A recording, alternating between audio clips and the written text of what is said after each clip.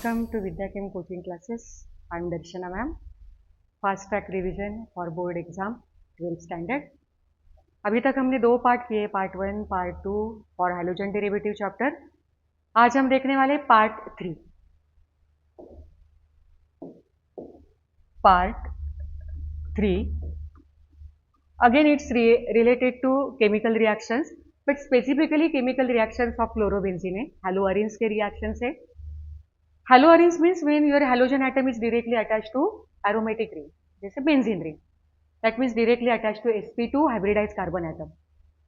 तो nucleophilic substitution reactions of haloarenes है. Basically वो रिएक्शंस डिफिकल्ट है. That means haloarenes not easily go for nucleophilic substitution reaction. उसके दो रीजन है. फर्स्ट रीजन है resonance effect. Electron pair present on chlorine is in conjugation with double bond of benzene ring, and second effect chlorine है, halogen atom is there which is more electronegative, तो वो inductive effect भी दिखाता है. Then SN1 और SN2 दोनों reactions के भी पॉसिबिलिटीज रूल आउट हो जाते हैं, क्योंकि reluctant phenyl group is there. Phenyl carbocation do not stabilize by resonating structures. तो फर्स्ट रिएक्शन है और question you can say write chemical reactions for chlorobenzene is heated with fuming sulfuric acid. चलो structure हम निकालते हैं. Chlorobenzene reacted with fuming sulfuric acid. One more thing, all halogens are ortho and para directing group है. तो here you will get two product. First product होगा ortho product और दूसरा product होगा पैरा प्रोडक्ट. तो फ्यूमिंग सल्फ्यूरिक एसिड है, तो कौन सा ग्रुप हम इंट्रोड्यूस करने वाले हैं? Sulphonic acid group, SO3H group. First product ortho position SO3H. Second product para product, para position पे SO3H. नोमेनक्लेचर देखो. हाँ, as per priority rules, priority goes to that sulfonic acid group, and that's why its IUPAC nomenclature will be 2-chlorobenzene sulfonic acid. Sulfonic acid. And for para product 4-chlorobenzene sulfonic acid, because naming is mandatory. The next reaction है ethyl bromide is heated with silver acetate. चलो ethyl bromide heated with silver acetate. Silver acetate means silver salt of acetic acid. Structure CH3 C double bond O O Ag. Silver salt of acetic acid. Silver acetate.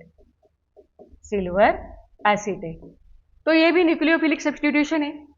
ये पूरा acetate group introduce होगा instead of bromine.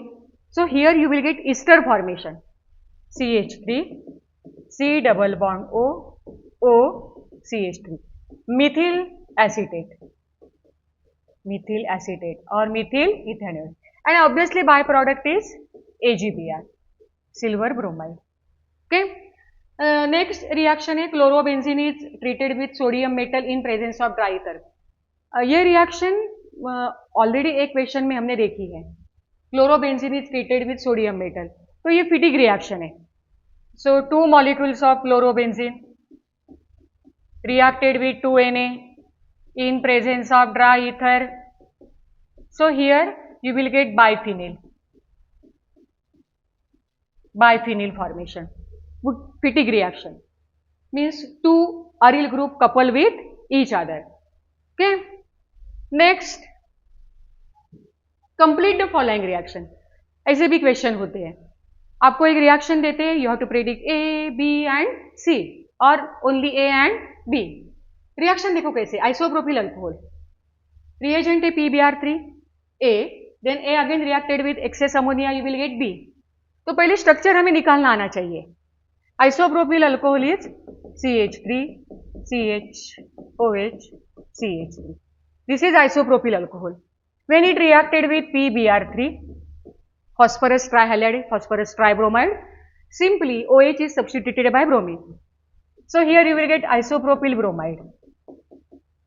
isopropyl bromide.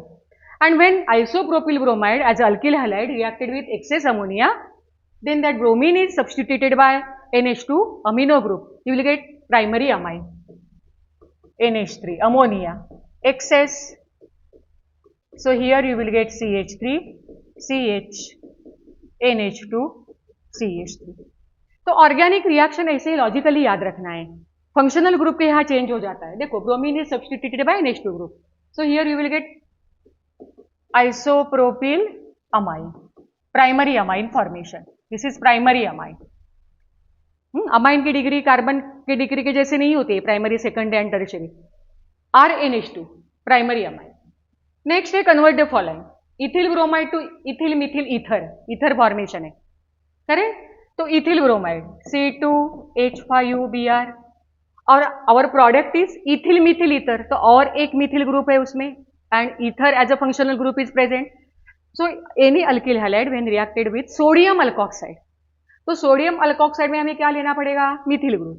So here CH3ONa sodium methoxide. We have to take sodium methoxide. Okay.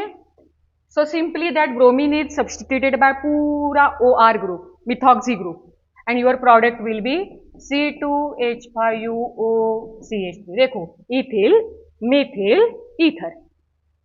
Then next ethyl bromide to ethene.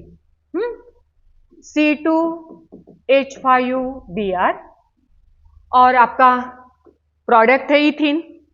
CH2 double bond CH2. तो alkyne है product में. तो which reaction takes place? Elimination reaction takes place.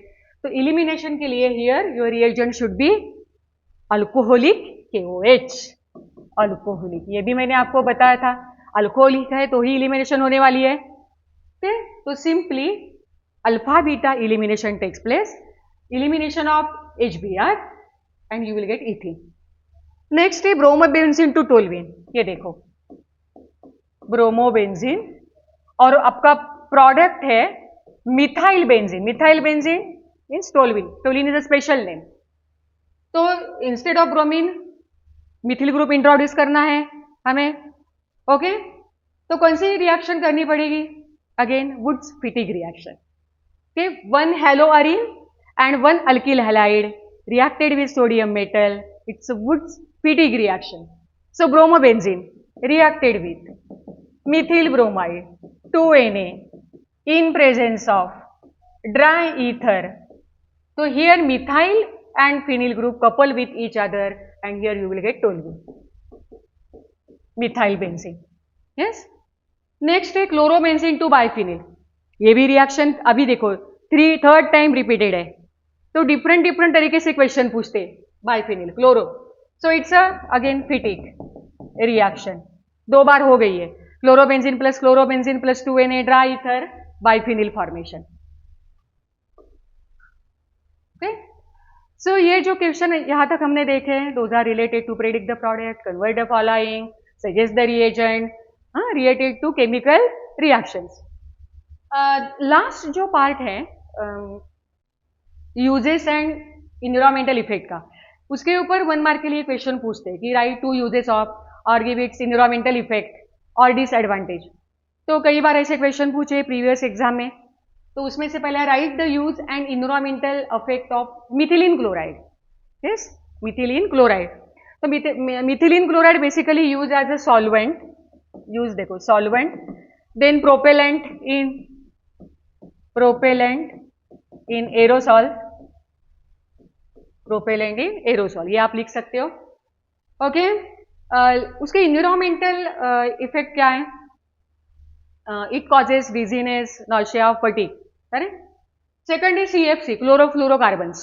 Chlorofluorocarbons. तो chlorofluorocarbons के main uses है refrigerant main use. But उसका environmental effect क्या है? Chlorofluorocarbons are responsible for ozone depletion.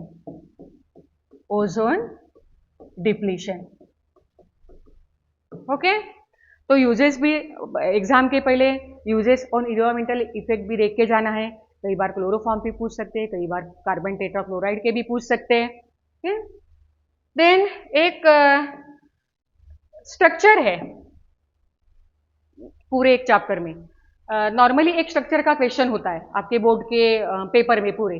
तो स्ट्रक्चर नॉर्मली होते हैं पी ब्लॉक से, नहीं तो बायोमोलिक्यूल से, और एक स्ट्रक्चर है यहाँ पे डीडीटी का।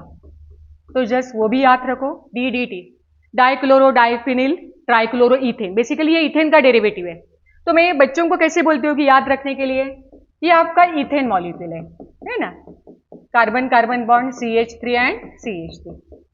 तो हमें ये कन्वर्ट करना है डीडीटी में, तो कैसे करेंगे? तो एक कार्बन के all 3 hydrogen atoms are replace by 3 chlorine atoms. ये आपका सेकंड कार्बन। 2 हाइड्रोजन हमें रिप्लेस करना है पैराक्लोरोफिनिल ग्रुप से, ये देखो, and here 1 hydrogen, and that's why nomenclature देखो, diphenyl dichloro trichloro ethane, it's a DDT. ये स्ट्रक्चर भी याद करो, ओके। एंड चलो पूरा चैप्टर हमने कवर कर दिया है बोर्ड एग्जाम के लिए। SN1 और SN2 ये चैप्टर का जो एक ऐसे बोलते हैं ना मेन पार्ट है, हार्ट है। तो एक पूरा वीडियो मैंने SN2 के लिए भी बनाया है और SN1 के लिए बनाया है एज अ सेपरेट एंटिटी। तो आप सेपरेटली ही देखो, क्योंकि पूरा क्वेश्चन भी उसके ऊपर पूछते हैं 3 मार्क्स के लिए। ओके, तो halogen derivatives we have completed.